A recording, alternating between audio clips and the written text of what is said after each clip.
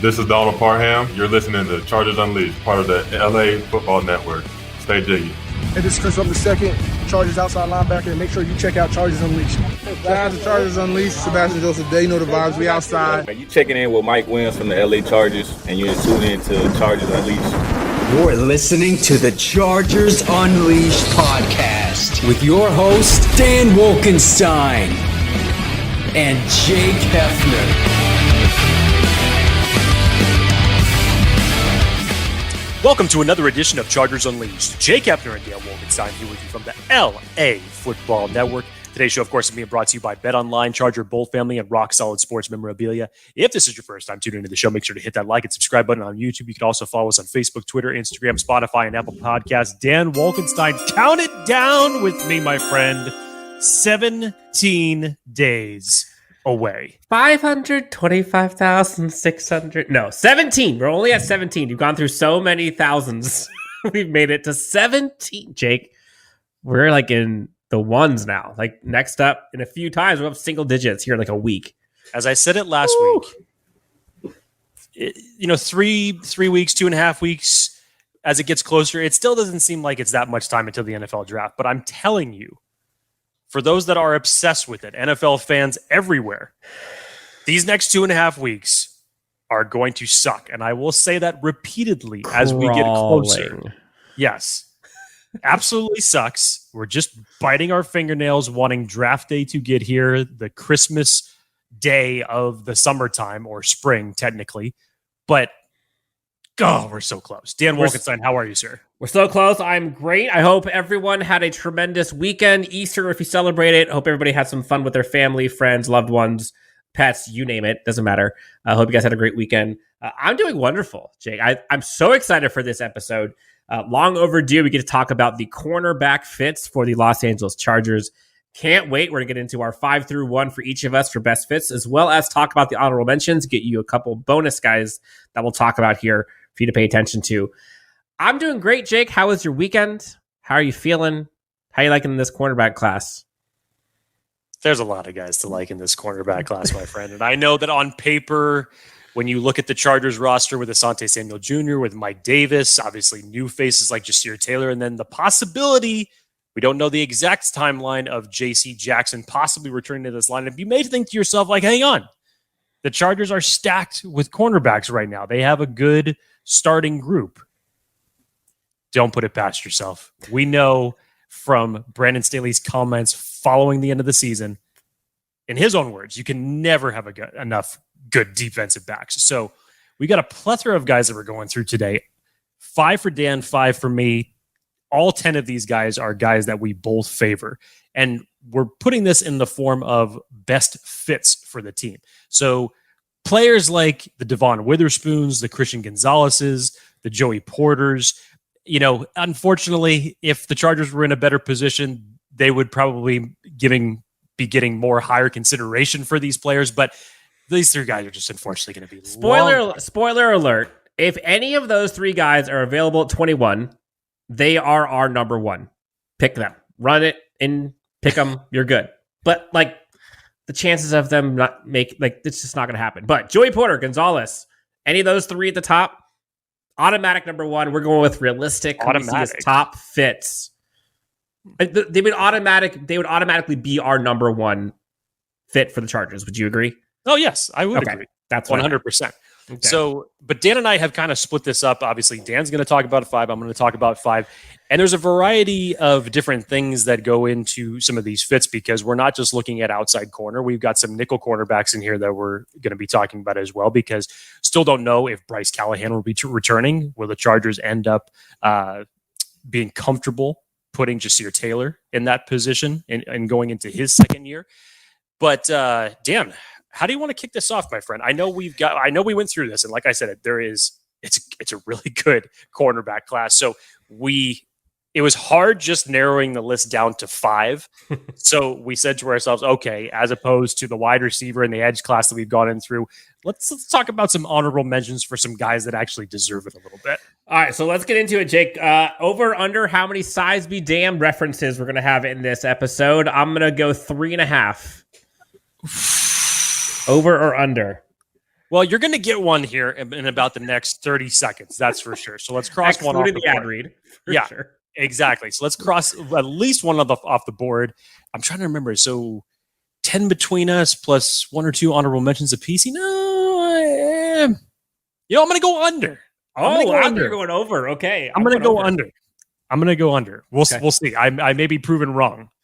But before we jump into our best quarterback fits, we still want to remind you guys that BetOnline remains your number one source for all of your sports betting needs this season. You'll always find the latest odds, team matchup info, player news, and game trends over at BetOnline. Make sure you head on over to betonline.ag to join and receive your 50% welcome bonus with your first deposit. Just make sure to use that promo code BELIEVE. That's BLEAV to receive your rewards. BetOnline, where the game starts. So, Jake, I think we need to start this thing off by prefacing what the Chargers need and what we're looking for, because there are a multitude of different archetypes, if you will, for cornerback in the NFL, especially in today's NFL. You mentioned at the top, JC Jackson looks great in terms of his recovery. We don't know. We're hoping, fingers crossed he comes back at some point in the season. Who knows? It's looking positive, but again, we don't know. That was a pretty gruesome injury. Time will tell. JC Jackson, mentioned already. Bryce Callahan, not on the team. So we don't know what's going on there. Jazeer Taylor, as of right now, is kind of in the runnings to take over his spot. Again, lots of free agency available. But just look at those corners. Mike Davis, Asante Samuel Jr., all these guys are very different archetypes. Mike Davis, lengthy, outside corner, physical, he's kind of your boundary corner. Asante Samuel Jr., cat-like instincts inside. He's one, can also play outside, but he's kind of that cat-like size be damned type. Slot corner archetype, if you will, can kind of do both. Those are the archetypes. You look at a Jazeer Taylor, slot corner all day long. Asante Samuel Jr., kind of a hybrid, probably designed more to be inside, but can do both. Mike Davis, outside, on an island. That's your guy out there. You see him kind of do his own thing. So when we go through this list, we'll kind of go through what types of corners that these guys are. But keep in mind, this is to fit different needs of the Chargers. So, Jake, let's just kick it off by going into the honorable mentions. There's a lot of people are going to be talking about why didn't you talk about so-and-so? And I can't believe you didn't mention Tre'Vius-Hodges Tomlinson or Eli Ricks. Okay, there's too many guys, to fit in this episode. So we wanted to kind of just kick off the bat.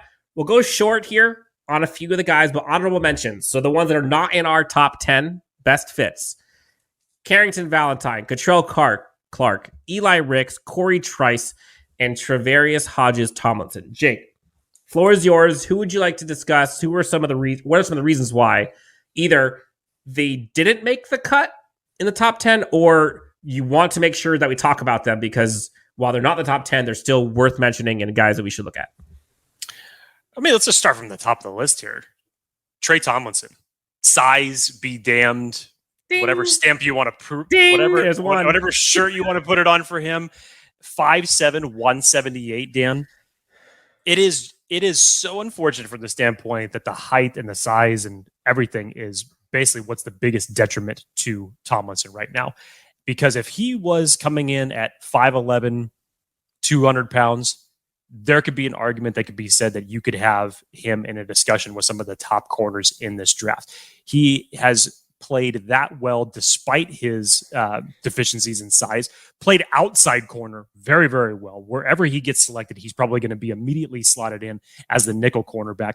But tremendous production at TCU, obviously the nephew of the great one and only LaDainian Tomlinson.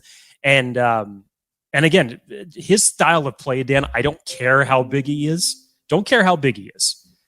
He just plays like he's 7 feet tall. Plays aggressive, plays with very quick instincts, tremendous read and reaction, 4.4 speed that he's got in his arsenal.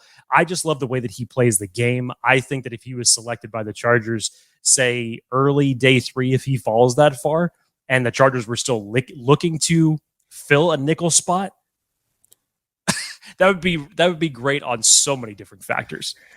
100% like him. You mentioned size be damned, so currently we have one tally for those who are doing the over. One guy I think we have to talk about here, Kei'trel Clark, Trey Clark, a lot of people go by.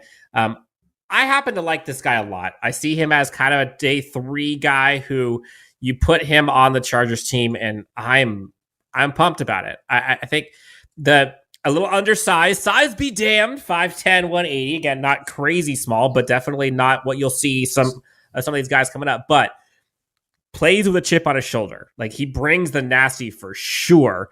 And I see him as kind of like the inside slot corner type.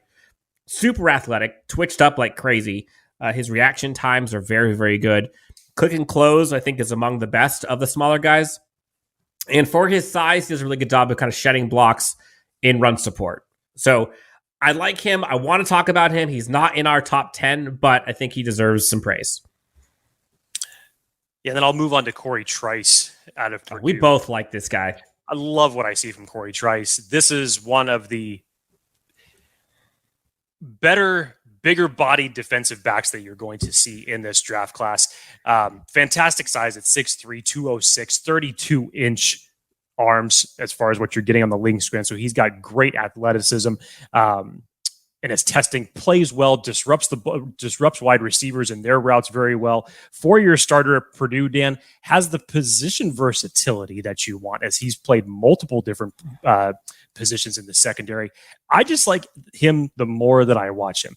His physical skill set, the way that he matches up against receivers, his ability to go up and get the ball when he needs to.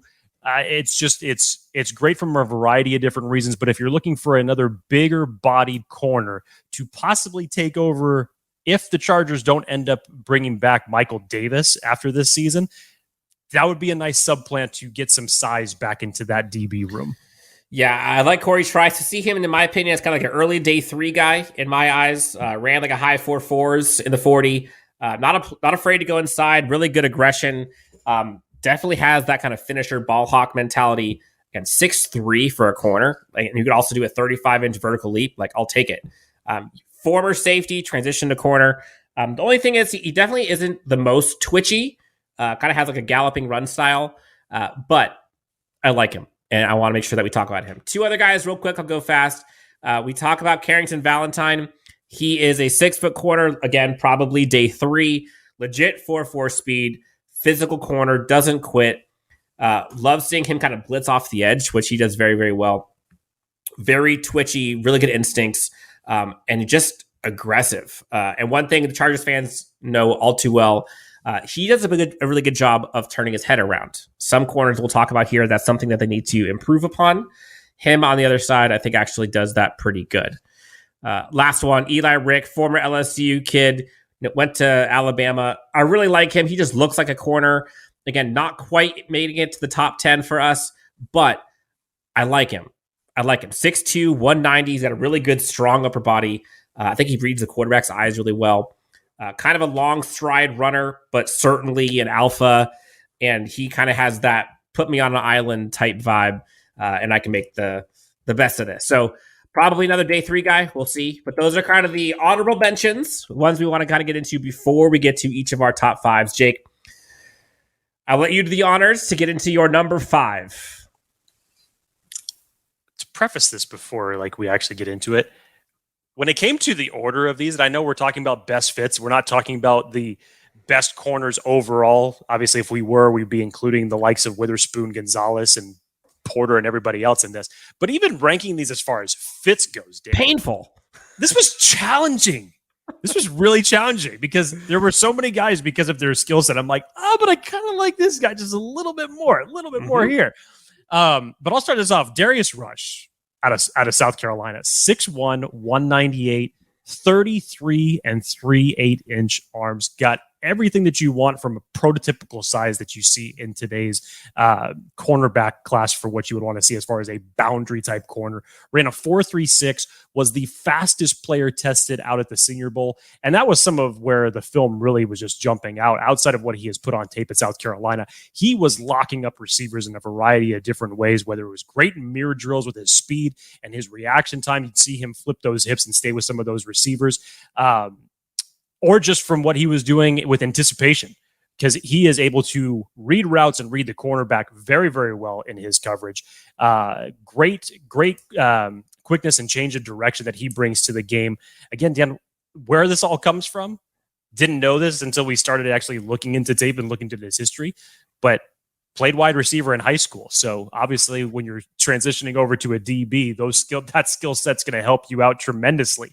But again, he has, much like we were talking about with Cory Trice, has that position versatility that Brandon Staley covets in defensive back. So I think he's versatile enough. He obviously has the size and the speed that you want from a DB, plays physical. I like the aggressiveness that he brings to the game.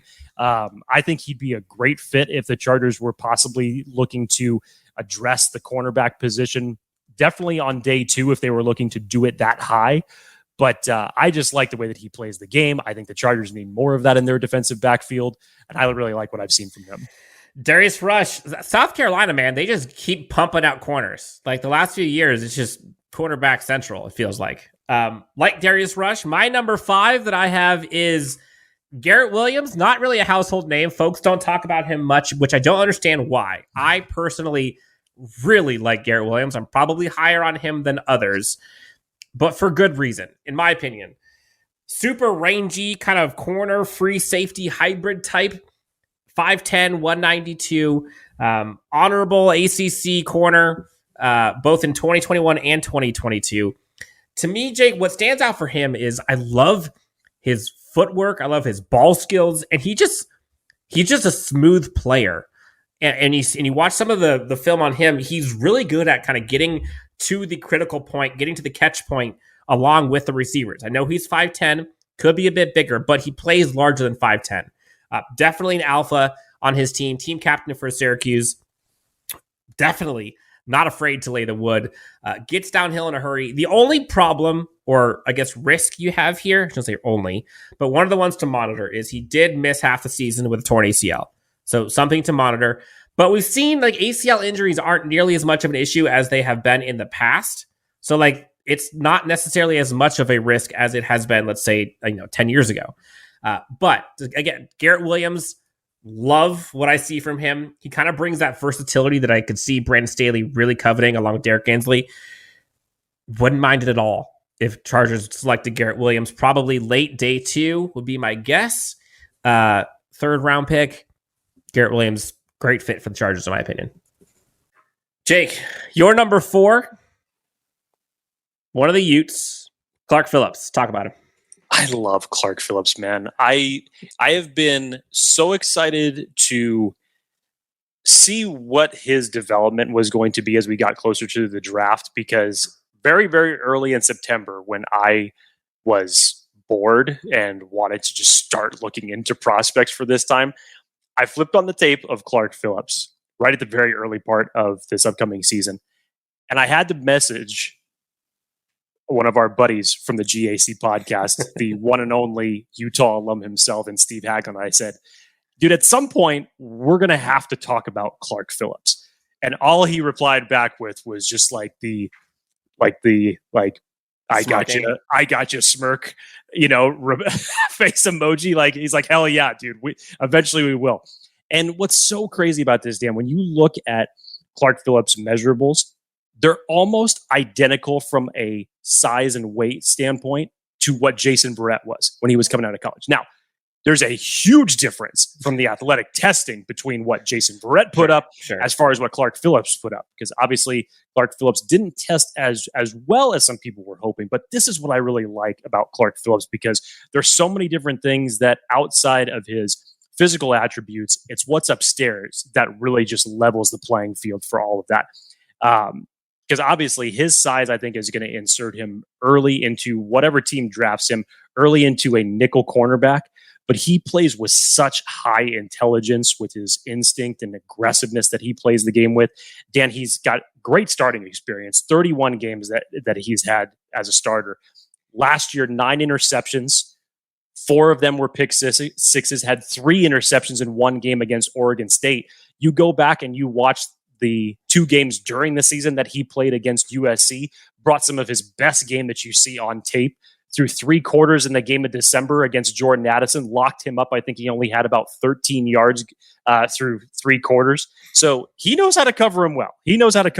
And hey, he grew up in Los Angeles. He's a local boy. Hometown kid.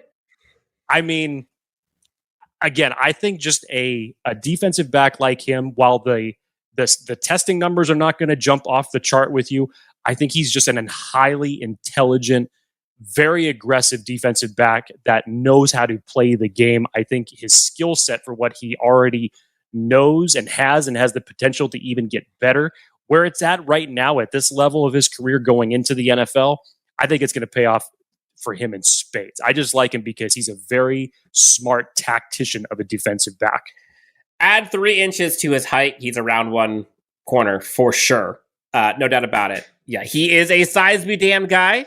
Ding, ding, ding. I see him as a late round 2, probably round 3-ish. PSA, if you're a quarterback in the NFL, don't throw short to medium routes against Clark Phillips. Like, he just picks all of them. It's insane how good he is on the boundary, especially when the quarterback receiver is trying to do an out. It just doesn't work. Love his hands. I'm not going to repeat everything else you said. Can play both inside and outside. Not afraid to get dirty in the box. Love his instincts. Again, give him 2 more inches, 3 more inches. He's around 1 corner.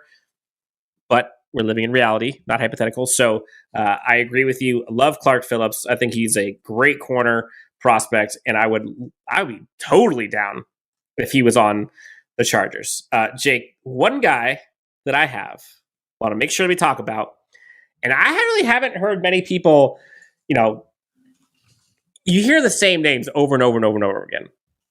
But for me, a name that is not being talked about enough is Kyu Blu Kelly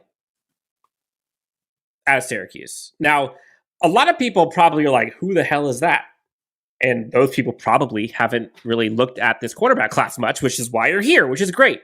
4.540, Jake. 45, that'd be insane. 36-inch vertical, 6'1", 190. I think he hangs his hat on ball skills. Ideal size, 6'1", 190. His dad, Brian Kelly, was a DB for a decade in the NFL. A lot of times he seems to blanket receivers. Path breakup machine, really, really good at being aggressive at the catch point. Great combination of kind of athleticism and strength. The only negative is I wish he had this more. I wish he turned his head around. Sometimes he kind of gets lost because he's not turning his head around, and all of a sudden the receiver does something crazy and he's gone. I wish he turned his head around. But in terms of just like the archetype you're looking for, has the size, has the ball skills, has the vertical. I mean, 36-inch vertical with being 6'1", like, sign me up. Blu Kelly, honestly, nobody is talking about him, at least not as much as I think they should. Criminally underrated, in my opinion. Would be a great fit for Los Angeles Chargers. Jake, next for you. How are you feeling about your list, by the way? Do you feel good? Are you feeling confident as we're going through? Because we haven't really talked about these ahead of time. No, I like this. And no, this is like the first time that, I know collectively we've talked about just in very, fireside chats to say like, hey, who do you like in the DB room? It's like, oh yeah, I really like Garrett Williams, or oh yeah, I really like Clark Phillips. But we've never actually really taken a deep dive until right now to hear these reasons. So all 10 of these guys, again, Dan and I are very high on, but we've never actually taken the time to hear the reasons why. Yep. And it's good for this from the first time coming around. And Dan, we have to remind ourselves that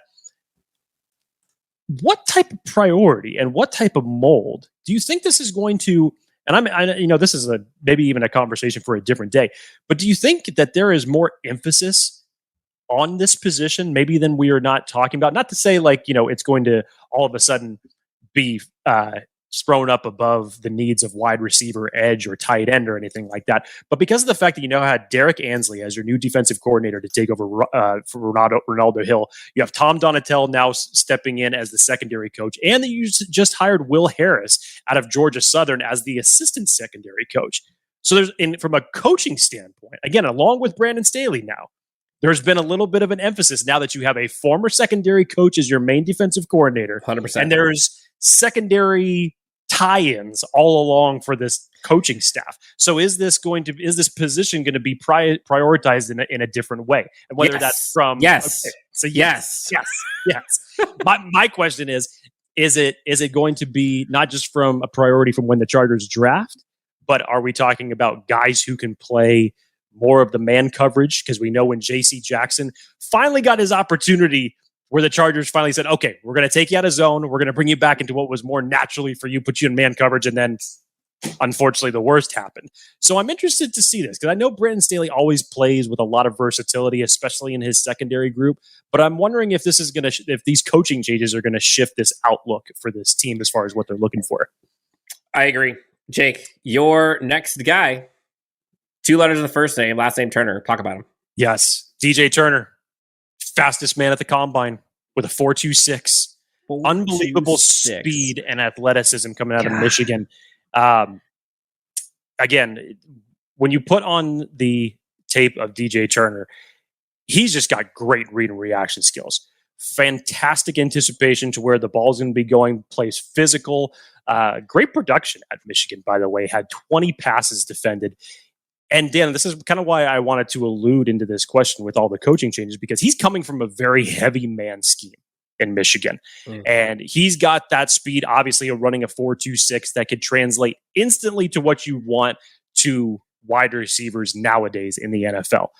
And he does lack a little bit of the physical traits that you would want, just from size. Yeah, little on the lanky side. So you would hope that he would be a little bit heavier to be physical, but still plays the game with a good physicality that I like. But you just need to make sure that that's going to be able to translate well. But I do like what I see from him. And obviously, being in Michigan and being in that conference, he's gone up against some of the best in competition. Has it always broken his way? No, but I think it's a great experience just to be prepared for the next level at the NFL. And again, having a guy who's 4.26 speed, and I'm trying not to sound like Al Davis here and just talking about nothing but speed as it relates to DJ Turner. But again, having an asset like that in the DB room, you need something like that. But I think he's got a lot of different intangibles that he brings to the game that's going to be able to make him go up against some bigger wide receivers and have some good production. Jake, my number 3 best fit for the Los Angeles Chargers. I'm not going to lie, I have no problem acknowledging this. Kind of have a man crush on this man. I do. And I have no problem admitting it. Talk about it. He has, I think, what almost every GM in the NFL now would like to see in a corner. And the guy I'm talking about, Julius Brents out of Kansas State. If you have not seen Julius Brents, now, is his tape perfect? No. Like, there's some times where he went up against a one Johnson. I think would probably would you say Quentin Johnson's like the arguably top 3 wide receiver in this year's draft? Ton of tape on him going up against him. And holds his own sometimes doesn't. But 6'3", 200 pounds, runs a 4.5 340, 41.5-inch vertical. Guy's got athletic traits for days. Size, hops, agility. First team All Big 12 2022. You basically built this guy in a lab, and this is what you want. Like if you're playing Madden and you're trying to build a corner, 6'3", 200 pounds, sounds good to me. Really good in press man coverage. Love his physicality. You saw a ton of reps against Quentin Johnston, and he won some, lost some. But what you'll also see is some truck sticks all over his film. He is not afraid to get nasty. Kind of has that finishing style that I think a lot of GMs, head coaches, defensive coordinators love. You saw a ton, which I think is important for the Chargers. You saw a ton of him put on an island throughout his career. And for the most part, did pretty well. One of the negatives, I will say, because I think there's always going to be something that people can improve upon, he's very aggressive. And sometimes he can get too aggressive and he can kind of lean too much on his instincts. And when that happens, he can completely wash himself out of a play and can bite. And all of a sudden, like, the guy's gone. But again, I think that comes from experience, comes with reps. But in terms of just sheer physical traits, what can you not like about this guy? I love Julius Brents, and he's one of my favorites. Obviously, top 3 for me. Jake, are you as high on him as I am? I don't know why, but I'm watching him. I'm like, oh, Brent Staley would love to get his hands on him. Yeah. The traits that he brings to the game is just what Brandon Staley would covet in a DB in his system. The versatility that he brings, as you mentioned, the size. and aggressiveness. And while it may sometimes be over aggressiveness, it's still sometimes that you would have liked to see the Chargers secondary play with a little bit more physicality. So you don't want them always necessarily being the finesse, but so you need to find that balance between intelligent and when to use it and back when to just be a aggressive. little bit, please. Just, when it needs to be. But no, I the more I watch the Julius Brents, I really like what I see from them. Yes, he did get toasted a couple times from Quentin Johnston. But again, like you're talking about like a stud receiver. So time will tell, but in terms of just potential, his ceiling is incredibly high. Jake, now we're getting into the good stuff. Top 2 for each of us. You're up first. Your number 2 best fit for the Los Angeles Chargers. Someone who, talk about production. My goodness, I'm excited to hear you talk about him. Emmanuel Forbes. Dan, this is such an interesting guy to talk about in Emmanuel Forbes from Mississippi State. As you mentioned, the production. Talk about a ball hawk at Mississippi State for his 3 years as a starter. 14 interceptions and 6 pick sixes. What? Most in history. The production just jumps right off of the charts for that type of aspect. But Dan, I have to mention this before I really get into this because it's such I didn't know this was literally just talked about. I can't remember if Peter King had released it late yesterday or if this was early this morning, but he's been hearing a lot in the draft, from talking to people as far as where Emmanuel Forbes possibly is going to go. But he drops this nugget to say that Emmanuel Forbes played baseball in high school and was capable of throwing in the mid-90s.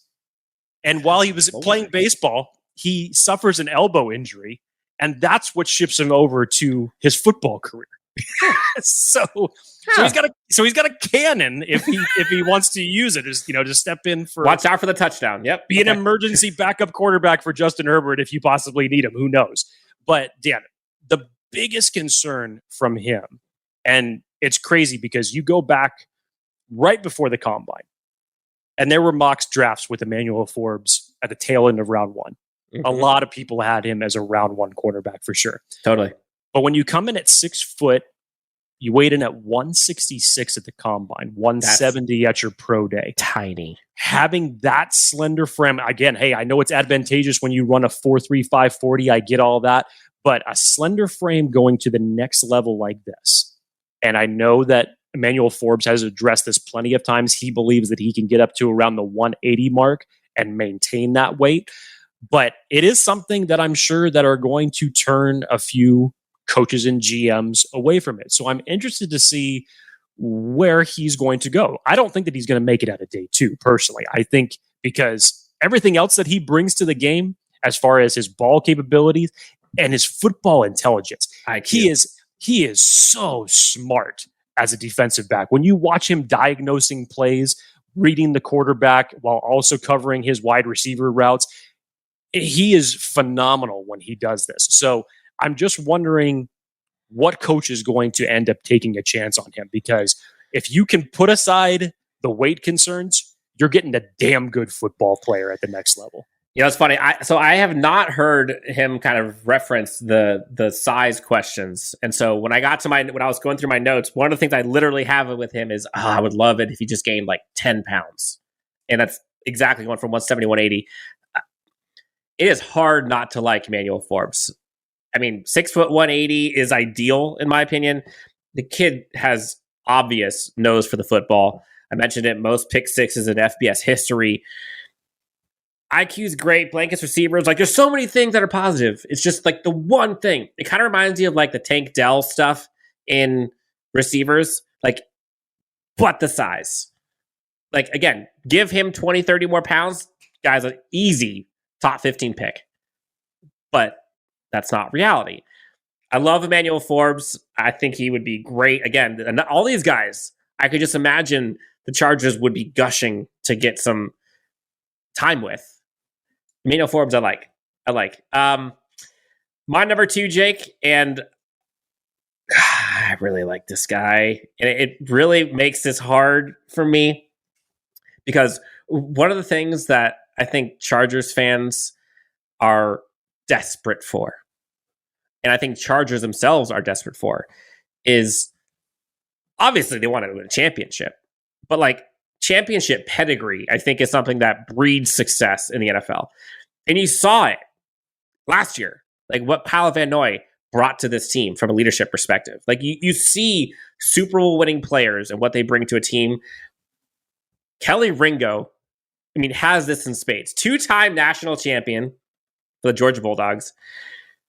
6'2", 207. Like in my eyes, Jake, like this is the perfect size corner physically. 6'2", 207, ran a 4.36 40, 33.5-inch vertical leap. Second team All ACC. Track background, won the Arizona State Championships for both the 100-meter and 200-meter dashes in high school. He had the pick six that basically ended the national championship game on Bryce Young against Alabama 2 years ago. The guy's just smooth like butter, man. I love Kelee Ringo, and I think his physicality is arguably elite, and I think goes well for like a Ringo Island type. Imagine him on the boundary by himself. He just looks like an NFL corner, and I think I could see him great as kind of an inside the box as well. Plus tackler and run coverage, sheds blocks really well. Again, in the SEC, against those wide receivers, twitched up, great in man coverage, press, zone, really high IQ. Jake, if this guy's there in the second round, which again, stretch, I might be sprinting. I love Kelee Ringo. Now, is he a surefire round one pick? I don't know. I think it's kind of like a back end of round one possibility, but Kelee Ringo, Jake, like, yes, please. Very much, yes, please. Where do you have him on your list? Like, is he in that top tier? Do you have him in your, let's say your top 10, for example? Is he in your top 3? Kelee Ringo is, again, as another guy, much like Emmanuel Forbes, who has seen such a fluctuation with where his whole pre-draft stock was at, say, a month and a half ago. And now, just from reports, testing, whatnot, people just have him as a straight day 2 player. So I don't think that he falls. I definitely don't think that he gets out of day 2. Probably doesn't get out of round 2 with the board as far as what it's going to look like. Even though that many people expect that to be the round that people are going to go berserko over the wide receivers. But I definitely think that Kelee Ringo, again, you're playing out of Georgia, you got some talent. He's going to be able to. He just needs to. Whoever drafts him just needs to know how to use him correctly, properly at the beginning of his NFL career. I think he's got plenty of potential to flourish. So I don't see him getting out of round 2. I'd be surprised by that personally if he did. There's no way. But we'll see. We talked about the Chargers and Georgia. Jamari Sawyer, Trey McKitty, just these past 2 years alone. Oh man, this is the one where I'm almost calling my shot round 2 guy. Like if he is there at round 2, depending on where they go, round 1. That's right. Yeah. Yeah. Again, we are not putting corner as a priority above wide receiver, edge, tight end. But we know this coach, what he has said. We fully believe that he's going to address the cornerback position in some form or fashion in this draft. But I think it would have to be a certain scenario for them to address it either in round 1 or round 2. And again, it goes back to the value. Like, and there are many instances where a BPA would be corner in round 2 over, say, wide receiver or edge. So, like, it's not out of the question. I think the most realistic conversation to start having as it relates to cornerback in this class, Dan, would probably be starting at round 3 and then go down from there. Yeah, I would say the only way it happens in round 2 or 1 is if somebody falls in their lap. Like if you see a Joey Porter there at 21 somehow, if you see a Ringo there somehow, or like a guy that we're going to be talking about here in a second, that's how it happens in round 1 or 2. Otherwise, you're right. I think the value starts happening later. Jake, you ready for your number 1? How does, before you get into him, talk about how he differs from the other ones. Like what makes him the number 1 versus 2 through 5 or honorable mention? I mean, Athletically, he's dripping in athletic sweat, man. He's got outrageous athleticism for a DB. And even coming in at 6'1" at 200 pounds, ran a 4.35 at the combine. Deon Banks also decided, hey, I can run fast, but I can also jump 42 inches. And let me show him what I could do with an 11.4 broad jump as well. It's just, what? I mean, talk about just ridiculous athletic defensive back, Dan. Now, we were just talking about it 2 seconds ago. What's the realistic option for the Chargers to really start having the conversation of going the cornerback route? If you choose to address that, that would probably be starting in round 3. Deonte Banks should not be getting at 21. Let's keep everything relative. Thank you. He should definitely be going in the top 20 for sure. Should not be there for the Chargers to select at round 1. Oh, I don't believe he shouldn't. He shouldn't buy. I thought you were saying he shouldn't be the pick at 21. No. Not that he shouldn't be the pick at 21. Oh, I don't think he should be the pick at 21 either. But what I was basically going to say, much like in the case of like Joey Porter, you were about to say, like, if a guy like that fell to you, I feel like you should possibly give it some consideration. Sure. Much in the way that we would probably talk about Brian Branch as another exception from the safety market in that circumstance. Which we're not talking about as a corner. Obviously, he would be in this list if we had him as a corner. He could play corner, yeah, but we'll keep him for the safety list when we talk about that. But yes, this Deonte Banks will probably not be there by 21. Interesting. He just brings those type of athletic abilities that defensive coordinators salivate on. Plays physical, tackles great. Dan, if you've watched him, it's some of his highlights. Go to the Ohio State game. You really want a good example about how Deonte Banks goes up against wide receivers. Play is taking place. You know, you get that 5-yard window that cornerbacks can put their hands on wide receivers to try to bust them off their routes. He literally the wide receiver only gets 2 yards in going to his route. And Deonte Banks just literally stalls him and then pushes him back like 3 yards. Just You're going the wrong way. Doesn't allow him to get anywhere. So on top of all that physicality, he plays with great instincts, can play in both press or in zone coverage very, very well. I like him the more that I've watched him, much in the Julius Brents conversation of that. The more tape you watch of him, the more that you like him. And again, just a physical cornerback that plays well in both type coverages, which sometimes the Chargers have not always hit on when you're talking about different defensive schemes. And again, to have athletic ability like this, get the hell out of here, man. I love what I watch when I see Deonte Banks. Yeah, I really like Deonte Banks, obviously in my top 10 as well. P.S. I also noticed that you put Syracuse down here under Deonte Banks instead of Maryland, but it's all right. It's all right. That's a slip of the tongue. At least your picture was correct, Wolkenstein. That Thank works. you. It's Thank okay. you. A little technical snafu there. If people are listening, I'm probably going to have this visual fixed so that way we can't even see it. But hey, if you didn't know, now you know.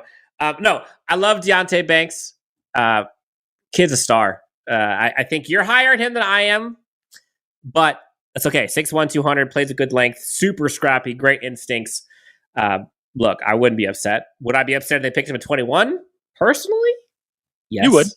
I would. Because I'm not getting into it. Yes, I would be upset. All right, Jake. So I'm pretty sure a lot of Chargers fans that even if he was on the board, with everything that we have talked about this entire offseason, about wide receivers, about the edge class, about the tight end class, and then all of a sudden here comes a curveball from the Chargers. Nope, we're going DB. That's what's happening. Could you imagine? I was so upset right now. I literally just knocked my picture off my desk. Number 1 on my list, Jake, South Carolina. You know, take a shot if you heard that college again. 6 foot 190, 01 Cam Smith, 4'4", 340, 38-inch vertical. This kid is chiseled. My goodness. Jake, I don't know if you heard. Well, first of all, I was going to say I like the fact that you did not. I knew who your 5 were, but I didn't know how you were actually ranking them. Oh, and I was not expecting that Cam Smith was going to be your number 1 guy. So I'm interested to see you pound the table for this. Yes. So the kid's chiseled. And I don't know if you saw this, but there were rumors, you know, not getting specifics, but there were rumors out there on the interwebs about the Los Angeles Chargers head coach at the clinic in Oregon recently.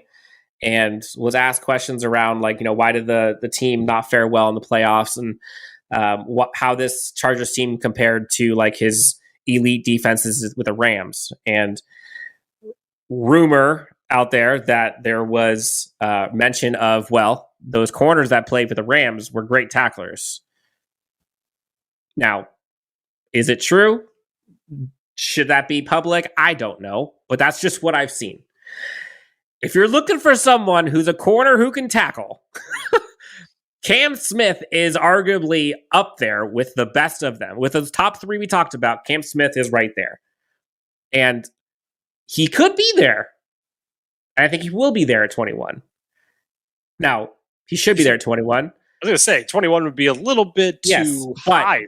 This is one of those guys where if he's there at 54, somehow, this is like an Asante Samuel Jr. type more thing. More realistic. There we go. If he's there at 54, between him and Ringo, I think he'd win. I think he'd win out. I think if he went and talked to Staley and talked to Ansley and said, okay, these two guys, if they're both here somehow, some way, pipe dream, I think Cam Smith wins. Such a smooth athlete. I love his instincts. And one of the things that I saw this with Asante Samuel Jr. as well is it oftentimes looked like he's running the receiver's routes, where the quarterback oftentimes looks like he's throwing to him, which is that's probably one of the best compliments you can give a corner. Great footwork. I think his technique is amongst the best in this entire class. I think he does a really good job of reading the quarterback's eyes. And oftentimes, Jake, he almost baits quarterbacks when he plays off man, where he'll kind of give almost enough space where the quarterback's like, yes, I'm throwing this here. And then immediately he just clicks and closes and it's gone. So I love his instincts. Great at the point of conflict. Again, I think sometimes the aggressiveness can get the best of people. This is another time he can sometimes get a little handsy, which I think worked in college football a bit, although he did get flagged a bunch in college football. But in the NFL, especially in an offensive league, if you do that in the NFL, you're going to get called a lot. Again, I think that could be coached out of him. But I love Cam Smith. And I think the fit there for the Chargers is gushing. And if I'm Derek Ansley and if I'm Brandon Staley and he's sitting there at 54, or let's say that we somehow does a trade and you're there, I don't know, in the mid 40s, you're getting a stud with Cam Smith. And again, I'm not saying he's necessarily the best corner in this class, but for the guys that we see available, not those top three, I think Cam Smith is the guy. Am I wrong? I think I would feel more comfortable if the Chargers traded back, acquired an additional second or a third round pick to make a selection like this. Now, if the Chargers stayed put, didn't execute a trade, stayed with 21, 54, 85, I think you'd have to lean with their biggest needs that they need to address on this team as it stands right now.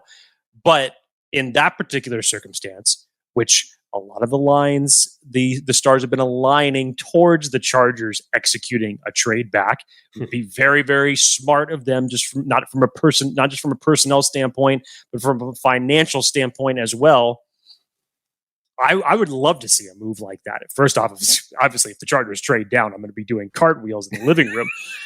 But regardless of who they pick, this is one of the luxuries that a trade down gets you to go a little bit more position diverse and 2-for-1 special. Yes, and use a higher draft, more draft capital on a different position that is more of a luxury for what you need right now, but still in a way to bolster that secondary group. Look, I love Cam Smith. I think I think you're right. If this is a trade down situation, I'm sprinting. I think he'd be great. And I think he's a good fit for the Chargers' need. Again, security blanket, insurance policy, depending on what happens with J.C. Jackson, we don't know. Cam Smith is a great one. Jake, we've made it through each of our top fives. Again, we'll kind of do the quick recap here. Jake's number 5, we've got Banks. Excuse me, not Banks. He's number 1. Number 5, we've got Darius Rush. We've got Clark Phillips, DJ Turner, Emmanuel Forbes, and finally, Banks. Sorry, my bad. Yes. My top 5, we've got My number one, I'll start the other way. My number one will be a Cam Smith. Number two, Kelee Ringo. Number three, Julius Brents. Number four, we've got Kyu Blu Kelly. And number five, we've got Garrett Williams. Again, different archetypes, different types of styles that you can have on the football field. All of these guys I can see the Chargers going after. Okay, so Jake, real quick, if we're looking at these, and let's say we're going day one, day two, day three. Day one, if there's a cornerback that the Chargers get on day one, is it any of these, or are they passing? If the Chargers, let's just say in this circumstance as it relates to this list, because you would assume that obviously Witherspoon, Gonzalez, and Porter are off the board. Yep. I think if it was down to Deonte Banks and the field, I personally think that the Chargers would choose the field, honestly. So no corners probably in round one. So most likely no corners round one, even though as much as I like Deonte Banks. Of this group. Yep. Of this group. I think the only exception that the Chargers would make if the corner was there at 21 would have been Joey Porter if he ended up going to 21. Round two. So who's your guy?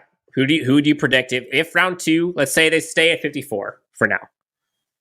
I mean, I think that Emmanuel Forbes will probably be gone before 54. I think there will be a team that, regardless of his frame, will take a chance on him before the Chargers select again. Again, we're talking in anticipation if the Chargers is stick and pick and do not have any additional day two picks from trading back.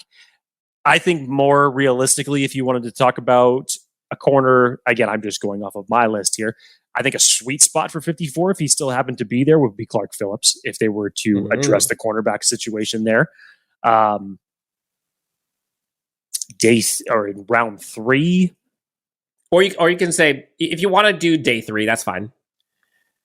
I mean, day three, we're probably then getting back into our honorable mention picks if we're talking that. I'd probably say any combination of Rush and Clark Phillips that could be taken in between round two, and actually probably both Rush and Phillips would probably be off the board by the end of round two anyways.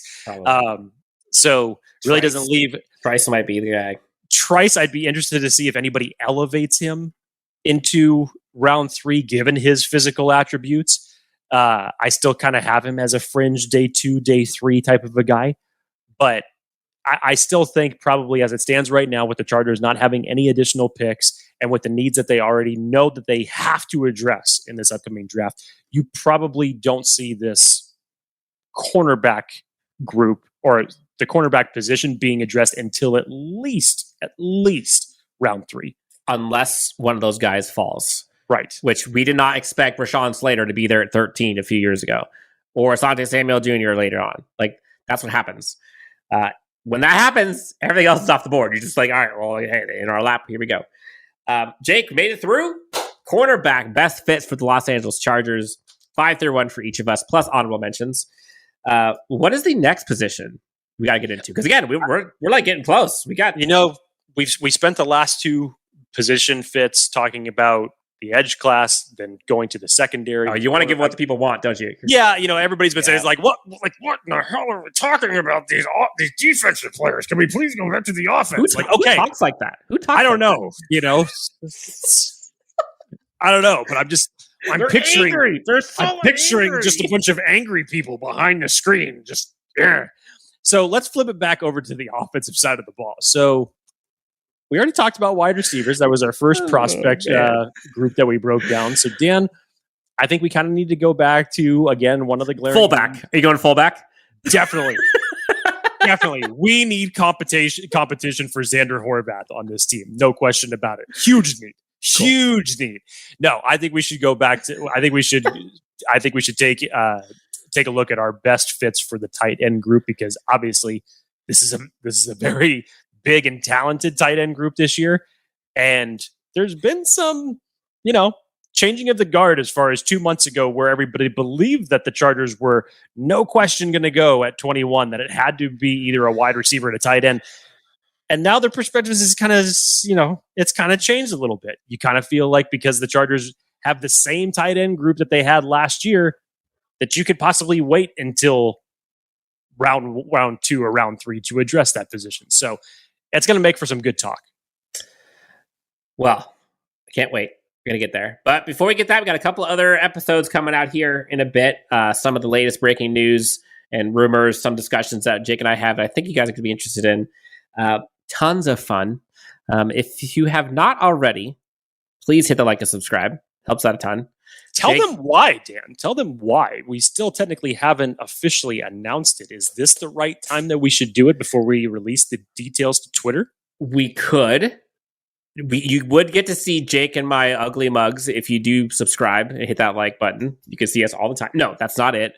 It'll probably actually only just relate to everybody that we know that will subscribe to say, okay, they listen to the podcast for the full hour. And that's how you can know which people did. Yeah. You get 13,464 extra brownie points if you can get on this before anyone else does, which means you listen to the end of the show. Greatly appreciated. We are doing a giveaway. You mentioned the offense. Let's give away something from the offense. Jake, you've got a signed Keenan Allen authentic jersey, custom jersey we're going to be giving out. We'll put the details out on Twitter and social media here in a bit, but we'll probably announce the winner, I believe, draft day, right? Are we doing it on our live show? Day before the draft day, we will announce the winner. So April 26th, keep your eyes peeled. That'll be when the winner is announced for the signed Keenan Allen jersey. Obviously, all you got to do, like and subscribe. And Dan, are we having him put a comment on there, or are we just going to keep it simple? Let's keep it simple. Keep it simple. Like and subscribe. Very simple. That's the KISS principle. Keep it simple, stupid. All you got to do is like and subscribe on YouTube, and we're good to go. Jake, got a lot of fun stuff happening. Be on the lookout. We're going to have a live show for the NFL draft prior to the start of round one. Can't wait. You'll see a bunch of LAFB representing in that. Jake, anything else want to tell the great friends before we get on out of here? Again, the DeLorean needs to park just right out here, and take me to April 27th. Let's go. DeLorean's over there. Take you over there. Yes. Literally, just drive 88 miles an hour down the same street. Just teleport me 3 weeks in time right now. Random question, Jake. If you had the DeLorean show up as an Uber, who do you want the driver to be? Oh, it's Michael J. Fox. There's nobody driving that damn DeLorean that is going to be able to usurp either. And would you say, Doc Brown, so you could hear all the quirkiness? He'd probably be like 1B, but it's Jay Fox, baby. It's Jay Fox all the way. I love it. For Jake Hefner, you can find him at Jake T. Hefner, myself at Dan W. Sports. Guys, gals, pets, thank you so much for tuning in to Chargers Unleashed. We'll talk to you next time as we go into more Chargers content. Can't wait. Have a great rest of the evening, afternoon, morning, wherever you are. And we'll talk to you soon on the next Chargers Unleashed.